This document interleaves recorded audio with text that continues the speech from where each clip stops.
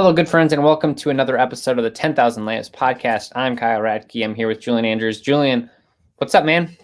The NBA is over. It's over. It's just baseball from here on out. Yeah, that's worse, I will say. But yeah, no, I mean, yeah, it feels like just because of the bubble and how short the offseason was, like it feels like there's been basketball for years. I know.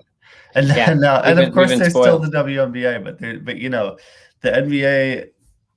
I mean, I guess we're headed for another really short offseason, right? So there's not. Well, and like there really isn't WNBA right now either, right? Because of the Olympics. So I guess we get the Olympics, but then the time change and congratulations to the Milwaukee Bucks. They won Game 6 last night in Milwaukee, which just looked absolutely crazy for a franchise that hasn't won a title since 1971.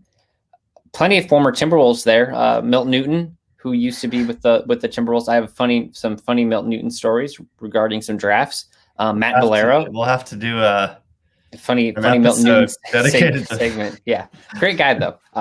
He was, I think, when he's with the Timberwolves, I'm not sure what his age was. He was like in his mid 40s, and he's just incredible in such great shape. And he played basketball with us a few times, and it was like, oh, okay. Yeah, you're just way better than us, and you've kept your body pristine for all these years. And I was like 24, and I was a mess. Matt Valero, who's a scout there. Yeah, I mean, I guess overall, like throughout the playoffs, we've talked about people getting injured or players getting injured in teams, and I think with the way that the finals ended and the way that Giannis especially played, it's hard to discredit. It's like that's not the top of the story, right? No, the story is the Bucks win, and then and you talked to me just prior to the show, like Giannis enters that conversation of. It's hard to say LeBron but if you look at some of his numbers that he's putting up, it's for a 2-time MVP that just won his first title at 26. You wonder how much better can this guy get? I mean, if he continues to do this for another 10 years. Yeah. And I mean, you're forced to put him in the top 5 of all time conversation. It's true. And if he wins, especially if he wins another title or two, if all of a sudden you win 3 titles and you're averaging, 28 points, 15 rebounds, like 6 assists or whatever, like 5 throughout blocks, your prime of your career. Yeah. So we'll see. I don't know, but yeah, definitely a real. I don't know. I feel bad for the Suns, of course, but it's a huge monkey off the back for the Bucks because. They were really feeling like the franchise that was just never going to make it over the hump. Yeah, and I remember I did say at the beginning, the only thing that could shake up this playoffs is if the Bucks do something, and the Bucks did something. So they did something. Props to them. We told you bets we liked earlier in the finals before they started from DraftKings. Speaking of which, DraftKings is great. They're a sponsor. Basketball's over, so you're not going to make your basketball lineups anymore, but baseball is there. Continue to make your baseball lineups. And the thing is, we talk about, okay, we only have baseball now until the WNBA comes back. We're like a month away from NFL football. So I know we don't want to admit it yet because we still think we still think we're in the beginning of summer, but we're crazy. We're like 5 weeks away from NFL season starting. So fantasy football drafts are going to start. Which means I'm about 10 weeks away from being tired of the NFL. Right. Yeah. Like in mid-October, you're like, I'm good. So check DraftKings out. Use the code TBPN. Reflects well on us. Might reflect well on you. I don't know, but just help the pot out.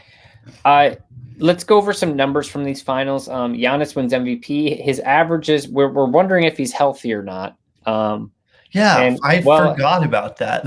Right, he looked like he was not going to play again for like a year. And for the first 2 games, he looked like he was 80%, maybe. Yeah. And then his averages throughout the finals: 35 points, 13 rebounds, 5 assists, 2 blocks, 1 steal. We'll continue to go down the list here. Chris Middleton, who people were scared of right away, had a rough first 2 games, ends out averaging 24 points, 6 rebounds, 5 assists. The reason I bring these stats up is because I think when we look back at the finals and we wonder like who played well and who didn't play well, we always go so much game to game which I think like just being able to see the full picture. Drew Holiday, 17 points, 9 rebounds, 6 assists, 2 steals per game, and we'll get into the Chris Paul, like his legacy after. And then honestly, players that we probably don't talk about enough about. We were wondering, we're like, why are Pat Connaughton and like Bobby Portis playing?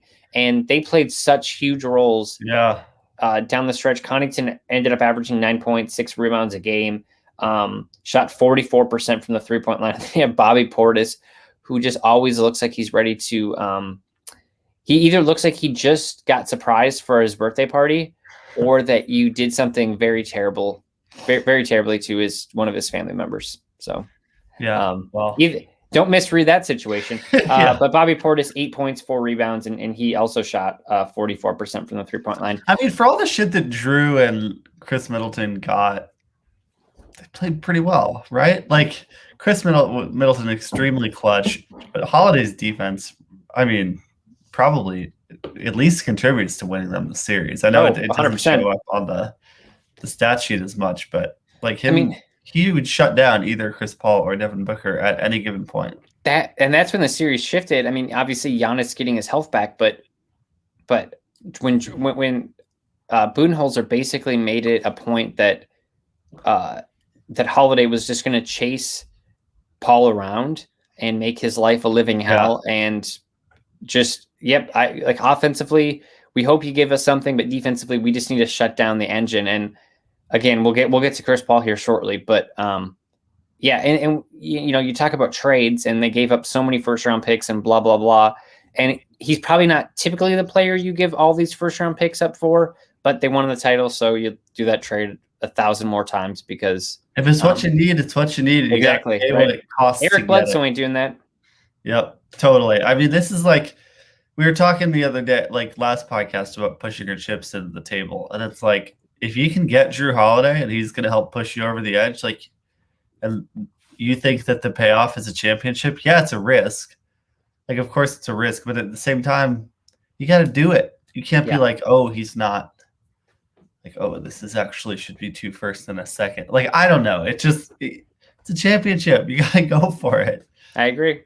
And that's a great example of it. And sometimes it doesn't work, but like this, in this situation, they did the exact right thing. Okay, so we go to the Suns.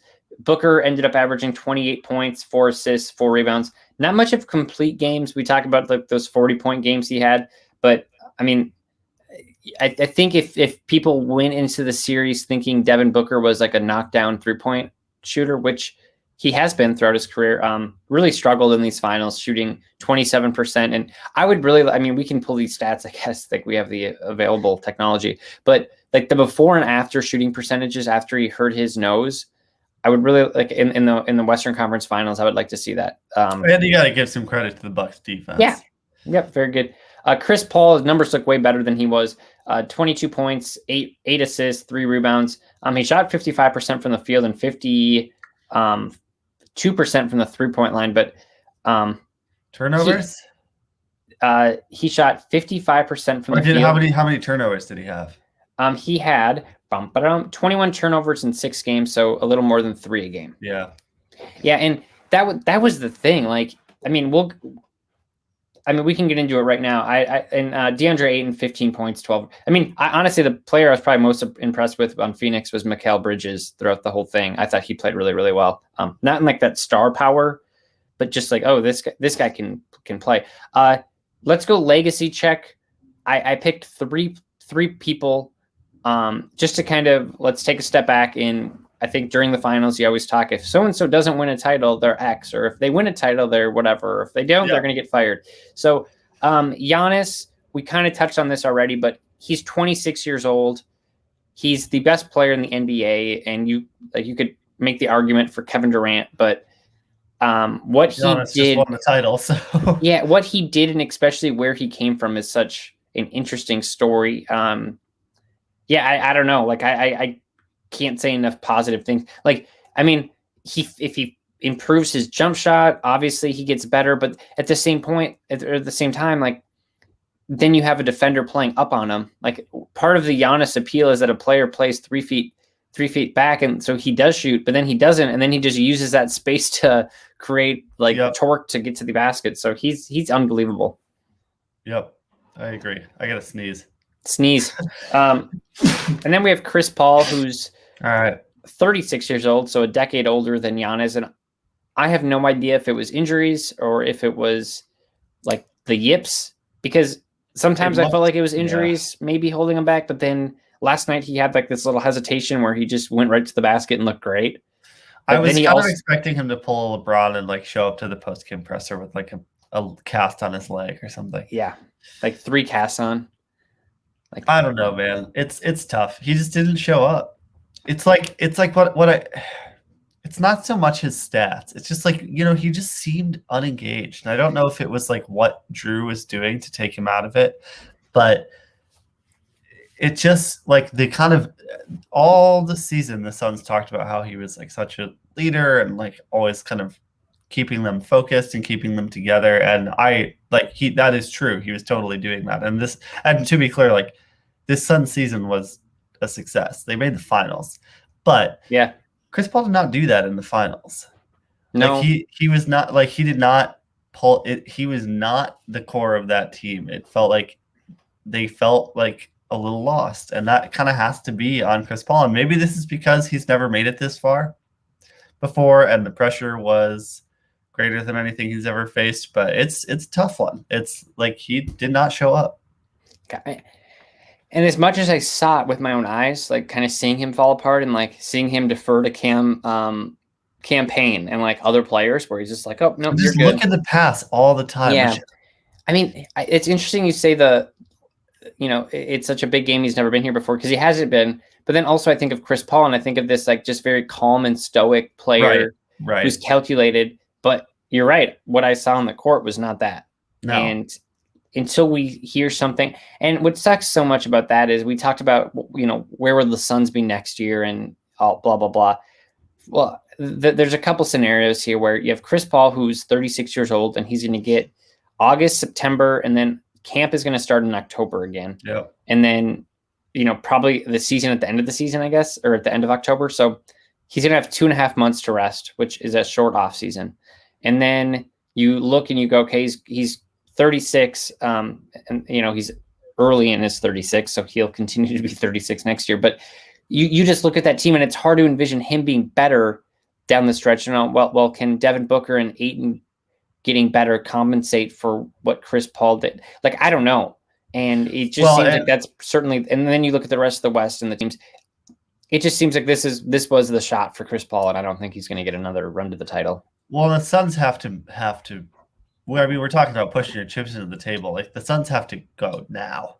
Yeah. Like if they want to be back there next year, which is tough anyway, just because of the rest, which is what you're saying. I think like other than Bridges, Ayton, Booker, I think you have to keep those 3.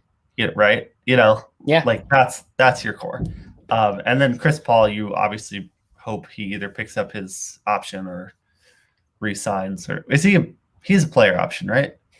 Yes, I think he has a player's option. Yeah. Let's check though.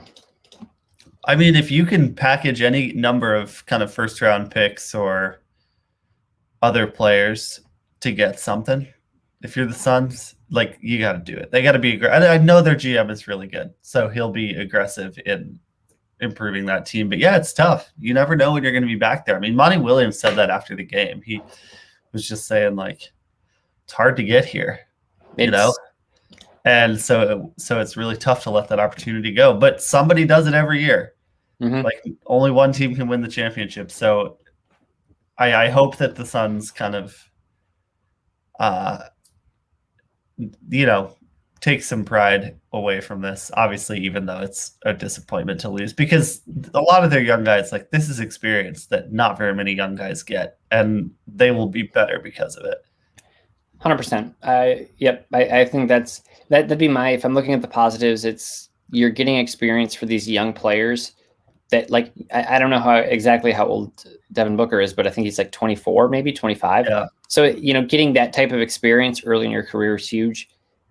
And, the negative is you don't know when you're going to be back. I always remember like for baseball, I remember when the Cubs won the World Series and they had Chris Bryant and all these young players, and I think Joe Buck asked, is this the next dynasty? Are we going to see these guys? And everybody said, yeah, their team is built to win 5 titles. And they haven't been back.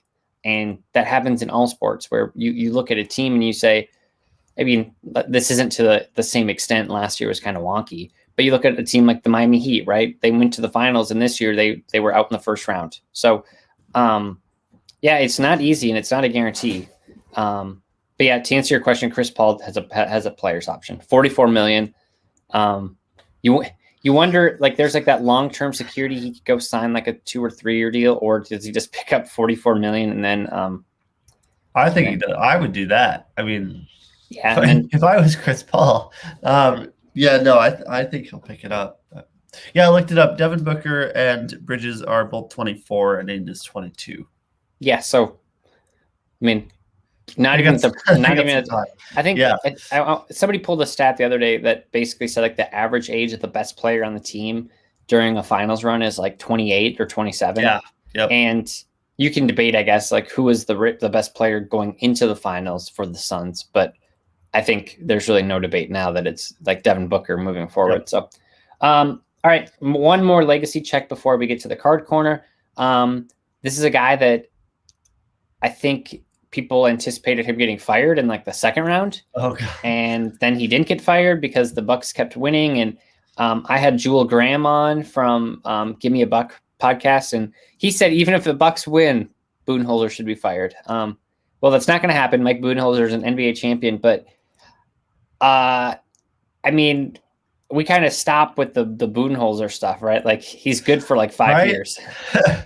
Well, I don't know about 5, but like, give him at least another year. I was going to say, give him 2 or like next year's going to be a wash because it's going to be a short season, and you just kind of ping that up. But he's safe for 2 years. Like, yeah, I mean, Bud is a good coach. This is the thing. Like, I know that everyone hates him all the time, but I mean, his record as a coach is really good. Even if you just look at his time not with Giannis as an MVP. It's kind of almost become a meme to make fun of Bud. And I get that all the playoff kind of choke jobs, those do not help. But I mean, this is like if you build your team around 3-point shooting, and we've seen this elsewhere, if you build your team around 3-point shooting, you have to hit your shots.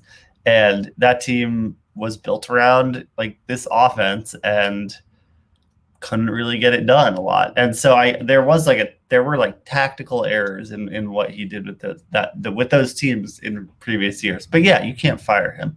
I don't think that in the kind of legacy record books, this is going to go down as Coach Bud's championship. No, I think it's going to be more Giannis's. But you can't knock him. Like it's just, you have to be you can't be a bad coach and get your team to win the finals. Like the thing is, if he would have won the title like 2 years ago when he came from Atlanta, because I think that the perception of him has changed so much. I mean, but that's just anything, right? Like any job you have, once the stakes are higher, you're going to be. Once you have a couple of years of not winning. Yeah. No, I agree. And like just overall at his numbers, he's 51 years old. He has a 59% regular season win percentage, and then he's 48 and 39, 55% in the playoffs. So, which I'm not sure if that's updated, but it might be. I don't know. But yeah, no, good job by him. I think, like I said, if he would have won the title like 2 years ago, because the biggest knock on Bud has always been in-game adjustments, and his willingness not to make them. And then, but then again, right, we talk about Drew Holiday and how like, oh yeah, they traded for him and what a great job. And he just chases Chris Paul around. Well, that wasn't part of the game plan in game 1 or game 2. Yeah. And then somebody made the decision. So it's one of those things where like, yes, we want to give the players credit and they deserve it because they're playing, but also like we can't give Budenholzer shit for not doing something. But then when he does it, like, whatever. And also, I mean, Giannis is an incredible player. He's not like a normal star. Yeah. You know, he's not like the easiest player to plug into an offense, even though he's incredible. So, I mean, he has to get some credit for kind of unlocking Giannis in a lot of ways on both ends of the floor. So, yeah, he's got to get some credit here. No, I agree. I think that's a great point because it's similar in like the LeBron vein where you look at some of the players around LeBron and you're like, wait, that guy doesn't fit. And you're like, well, no, that's players an all-star. They should fit. And no, it's a very specific player that, you know, you need shooters and you need like players that are just a little more unselfish than most. Chris Middleton is a perfect Giannis sidekick. Yep. I think we can put that debate to rest. I agree. Yeah, and if you disagree still, well, they just won the title, so you don't get to. It doesn't. Nobody cares. All right, welcome to the 3-Star Sports Card Corner. I did it right this Nailed it, dude. Nice. Thank you very much. They have 2 shops in the Minneapolis area, one in Bloomington and one in Little Canada. Bloomington open every day of the week. Little Canada, I believe, is closed on Sundays. But yeah, go check them out. They're great. If you're into football products, they have tons of new football out right now. I think Luminance, Legacy, a few others. So they're great. They have breaks on their website, and you can go check them out. Now, Julian, I want to focus in on 3 cards and 3 players specifically. Their rookie, like kind of their top rookie. So and kind of where we've traveled throughout these playoffs. So Giannis, his sales are back up to around. And this is as of like yesterday, like last night. So these numbers can certainly change. But right now, the latest cards have been selling for right around $2,500. His Prism PSA 10, his rookie. To put that in perspective, you could have bought that card on that's not a word. You could have bought that card on June 20th for $1,200. So just saying, if you had a Giannis card and you sold that one, I'm sorry. Tough. Because that's tough. But my rule of thumb with somebody like Giannis is if you sell never right now, sell. Yeah. I get it. I get the $2,500, but you should never panic sell an all-time great. No. Unless, of course, if you're like putting a down payment for a house and whatever, you need money. I get it. Okay. Kyle's been there recently. I've been there. So yeah, trust me, I've had to get rid of some cards that I did not want to because of life happenings. But the hope is after all those life happenings, you'll have the money back and you can just go buy that card. If you get permission. Chris Middleton rookie card, $260 it's going for right now. His Prism. Back on June 10th, you could have gotten that card for $100. Now, this is a card that it peaked around $325 back in like early July. So buying and selling, if you're keeping the card, great. If you are flipping, like I think Middleton's card will probably go back to like the $150, $200 range. But if you were able to snake up his card in like May or June or July for $100, because Julian, you and I have talked in our previous podcast about going and getting in kind of gambling. Like I think we did like a session on like Nick Claxton from the Nets, which obviously that didn't work out. But players that you think could win a champion and they would be a big part of the team. And Chris Middleton's kind of like that on steroids because he's an all-star and people know who he is. But that's why you do it, because in the finals you get that boost. So Middleton saw a spike, and then the last one, Chris Paul, who has been he peaked on about July 4th. This is his Topps Chrome rookie card, and it sold for about $1,900. That card, as of yesterday, was right around $900. So kind of $1,000 drop, and it looks like which is so crazy because it's maybe a sneaky buy. Honestly, because and especially if you look at this graph, because he's hitting his lowest mark over the last 3 months. His previous lowest was on June 7th. And when you're put on the big stage like that, it's so funny because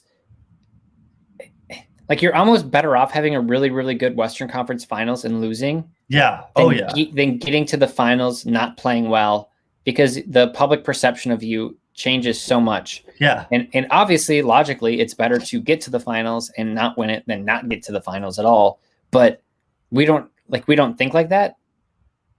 Yep. So. It's whatever the latest example. Yeah, totally. Recency bias. That's what I'm looking for. Recency bias.